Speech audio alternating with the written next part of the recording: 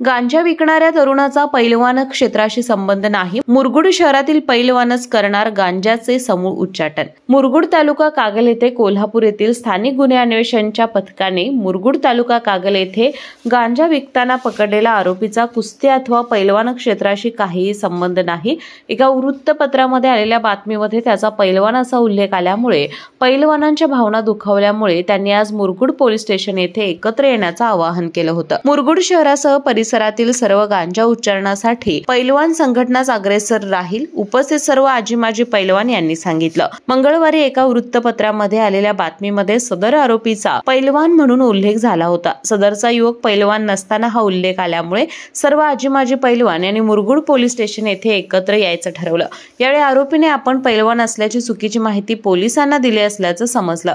यामुळे सर्व पैलवान संतप्त झाले। मुरगुड शहरास कुस्तीचे माहेरघर म्हटले जाते। राज्यभरातून शेकडो मल्ल या ठिकाणी कुस्तीचा सराव करण्यासाठी येतात, त्यामुळे या सर्वांपर्यंत चुकीचा संदेश जाऊ नये यासाठी शहरातील सर्व पैलवानांनी एकत्र येत आपल्या भावना व्यक्त केल्या। यावेळी सर्वच पैलवान यांनी नाराजी व्यक्त करत पैलवान हा स्वतःचं शरीर सदृढ करण्यासाठी अहोरात्र मेहनत करत असतो, तो व्यसनापासून दूर असतो। जर असे चुकीचे वर्तन होत असेल तर त्याला आखाड्यात जागा नसते, त्यामुळे हा गांजा विकणारा आरोपी पैलवान नसून त्याचा कुस्ती क्षेत्राशी काही संबंध नसल्याचं सांगितलं। यावेळी अनेक पैलवानांनी संतप्त भावना व्यक्त करत पैलवान संघटनेच्या माध्यमातून शहरात अथवा शहराबाहेर असे गैरकृत्य करणाऱ्याला पकडून चांगलाच धडा शिकवून पोलिसांच्या ताब्यात देऊ, तसेच आपण सर्वांनी मिळून शहरातून गांजा हद्दपार करूया असा विश्वास व्यक्त केला।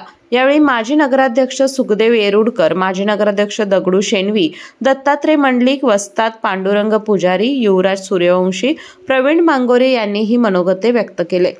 यावेळी आंतरराष्ट्रीय कोच दादासो लवटे, राजू चव्हाण, सचिन मगदूम, आनंदा लोखंडे, सुनील शेलार, सुरेश शिंदे, गजानन खराडे, शिवाजी मोरबाळे, गणेश तोडकर, पृथ्वीराज कदम, सातप्पा डेळेकर, राजू शेणवे, राजू मुजावर, अंकुश मांगले, अमर उपलाने, सत्यजित चौगले, मयूर सावर्डेकर, तानाजी साळोखे, समाधान बोते अधिक प्रमुख उपस्थित होते। केके न्यूज साठी कागल प्रतिनिधी ओमकार पोतदार।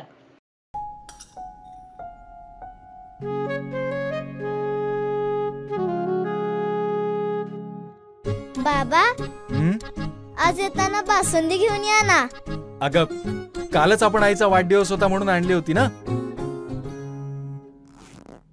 ऐकलं, गोकुळची बासुंदी पुन्हा खावीशी वाटतेय। खरं सांगू, मलाही खावीशी वाटतेय। पुन्हा पुन्हा खावीशी वाटणारी गोकुळ बासुंदी।